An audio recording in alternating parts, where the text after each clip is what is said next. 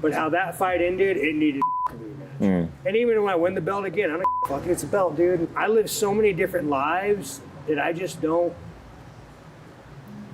need or want validation in life. I don't need or want it. I like to fight. It's my job. It's what I make money, but it's like, I just don't need validation. I want to fight Dricus because shit wasn't unsettled. I don't give a about the belt. Like, I don't care about that. I want to fight it because it needs to happen. My man, Sean Strickland knows I have all the respect in the world for him. In a different life, I might even call us friends. But, you know, there's one thing that I would say. He said he'll be ready in December. Fight Imamov, get a title defense. He earned that. I will give him that. And after that, I will come and take my belt back. You know, man, I'm always... You could bring a influencer here with the camera, and I don't underestimate them. So it's like me and Dricus have been thinking about this since we fought, before we fought. It is going to be a war. He wants it. I want it. I'm confident. He's confident, but I think that I'm going to piece him apart. Sean Strickland fires back at Dricus after the Usman controversy, threatening to break his jaw.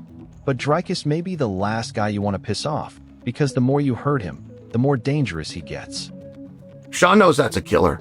He knows that fight can go either way. He knows that's dangerous, but it will be perceived as though the champion is picking on somebody that he knows that he can win. So it puts Sean in a hard spot. Like, he wants to do what's right. He wants to mention it to the media here. Sean Strickland wants his belt back, but even he admits Dricus du Plessis is a massive, granite-chinned problem who brings pure violence every single time. Yeah, no, I 100% want my belt, dude. Fucking, I worked my ass off for it. I've been thinking about this for the last 6 months. I feel like I've been in camp for like 12 months to 6 months. It's been a long camp. When you look at Dricus, and now, listen, he's one of those guys that we all want to underrate him. Oh, he's not so good.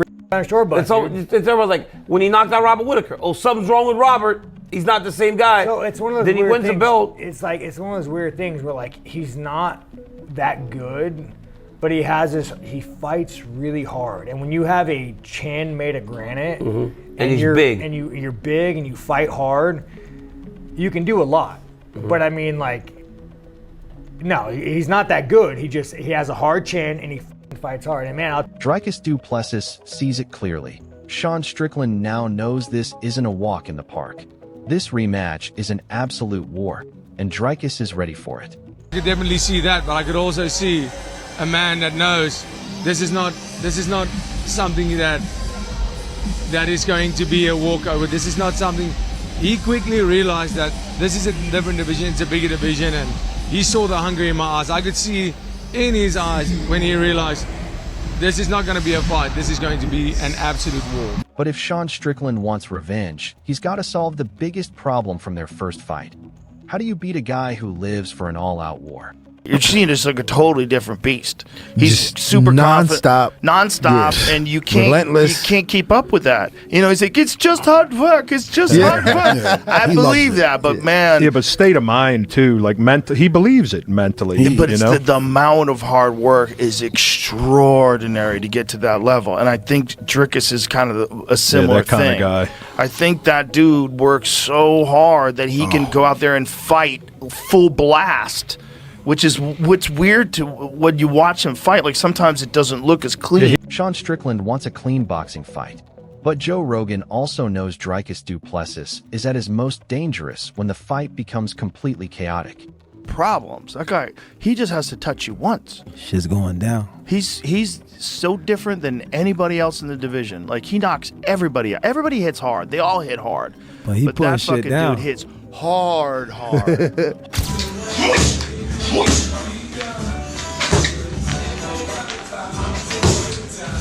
Michael Bisping believes Sean Strickland has the tools to frustrate Dricus du Plessis. He can stop the takedowns, scramble back up, and make Dricus work. He has the ability to stop the takedowns, which, by the way, he is very confident that he will, right? He thinks he can stop the takedowns. He thinks if he does get taken down, he will get back to his feet. He thinks he can even scramble on. Daniel Cormier says the doubting has to stop. Dricus du Plessis beats champions, finishes elite fighters, and now Sean Strickland has to respect the threat. Dricus du Plessis It's time for us to stop doubting him. I mean, at some point we got to respect him, right? I know it may not look as appealing to some as they want their world champions to look. But we just watched him submit Israel Adesanya. We just watched him break him down over the course of 3 rounds and get him to a point where Izzy got submitted by him, something we'd never seen before. We have seen him beat Sean Strickland. We have seen him finish Robert Whittaker. At some point, we have to respect Dricus due. Sean Strickland knows exactly what kind of fight he is walking into. He says there are barely any middleweights who can truly stand and trade with him. But Dricus du Plessis is a different kind of problem. Sean believes he is technically a million times better, yet Dricus' awkward style makes everything unpredictable. That is the danger. Sean wants to box, pressure, and break opponents down, but Dricus refuses to fight normally. And with both men expecting another all-out war, Strickland admits the rematch is going to be absolute chaos from the opening bell. There's not many guys, middleweights, 170ers, who could like go have a war with me.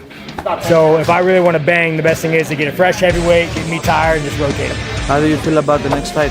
Feel good, man. Feel good. It's always gonna be a war. I think dude, Dricus is like so awkward. He's good, where it's like, you know, I'm a million times better than him. I've sparred guys he's fought. I know who he is, but he's so awkward. He's good. It's gonna be a fucking war. Dricus du Plessis is not just talking about beating Sean Strickland. He believes he is becoming the most complete martial artist in the world. Every day, Dricus trains to represent what a true champion should be, inside and outside the octagon. But Sean Strickland sees this fight differently. He wants to turn the rematch into a straight-up boxing match, keep Dricus at range, land clean combinations, and force him to fight at Sean's pace. The question is, can Strickland keep control before Dricus drags him back into chaos? I said, I want to be the most complete martial artist in the world. Every single day, I walk in here and try to be the example of a world champion and showing everybody around me, inside and outside the octagon, that I am the best in. Sean Strickland is preparing to turn this into a straight-up boxing match, keeping the chaos at range, landing clean shots, and forcing Dricus to fight his fight instead of dragging him into another wild war.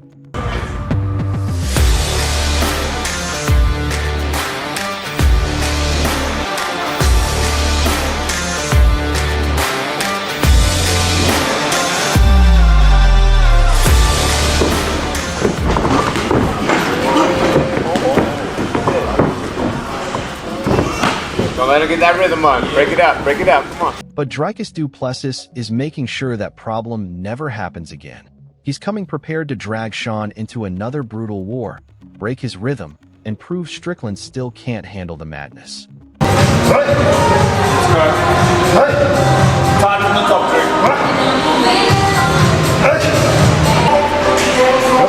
So we 6 weeks out now. Dustin Poirier says Sean Strickland has a unique pace that forces every opponent to fight his style. Sean keeps moving, jabbing, defending, and slowly breaking opponents down without taking much damage. Joe Rogan agrees, praising Strickland's extraordinary defense and insane training habits. But Dricus du Plessis presents a completely different challenge. He does not simply follow Sean's rhythm, he disrupts it. That is why this rematch is so dangerous. Sean wants to control the fight with boxing and defense, while Dricus wants to turn every exchange into a brutal, unpredictable war. He has his own pace in there, and he kind of forces the other guy to fight. His opponent has to fight this pace with him. I think the best chance is to blitz him, do unorthodox things, because he wants to jab, circle, throw a kick, jab, circle. He keeps a very slow pace. He's not sprinting or trying to blast you out of there. He just he doesn't get hit much. Chips away, high guard, good shell. Yeah, very good shell. His defense is extraordinary. One of the things he was telling me is like, I spar more than anybody and I get hit less than anybody. And that is true. Like, if you think about how much that guy spars, it's a giant part of his training. Dricus du Plessis believes he sees something Sean Strickland does not want to admit. During their first fight, Dricus says he could feel the moment Sean realized the pressure was becoming too much. When Dricus got on top, he sensed that sudden, oh shit moment. And now he believes he can push Sean even further in the rematch. Sean may think he is the better boxer, but Dricus is betting on something different: pressure, toughness, and the ability to drag Strickland into a fight where quitting becomes the only way out. Feel he didn't want to be there anymore. I could feel it. Really? But based on what? 100%. Just on the way he looked, just on the way he felt. I could feel when I got on top of him. I could feel he went, "Oh shit!" Wow. And but he was on top for the whole fight, basically. But I mean, I know I can make that man quit. Sean Strickland has made his intentions crystal clear. He does not want another close fight. He does not want another controversial decision. He wants to walk forward, force Dricus du Plessis into a firefight, and break his jaw. But Dricus has already shown that he can survive Strickland's pressure. And once the fight becomes messy, physical, and unpredictable, that is exactly where the South African becomes most dangerous. Strickland wants revenge. Dricus wants to prove the first victory was no fluke. And this time, there may be no room for controversy. So when these two finally meet again, will Sean Strickland finally break Dricus du Plessis? Or will Dricus once again turn Strickland's aggression against him?